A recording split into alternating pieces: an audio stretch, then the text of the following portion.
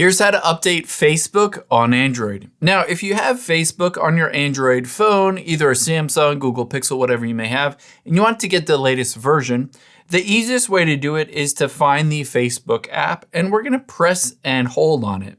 Now from here, it'll give you a bunch of different options. Let's go through the process of updating it, but when you do so, I would highly recommend clearing the cache and data so that you fix any bugs or glitches.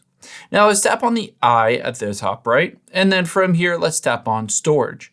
You'll be able to see it has the app storage and then the data and cache. This is good to just do every once in a while, especially when updating an app.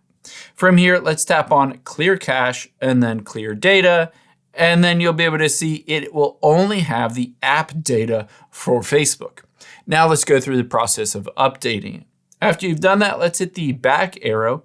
And now if you go to the very bottom, you can see it says app details in store, AKA the Google Play Store. So just tap on that and it will bring you immediately over to Facebook.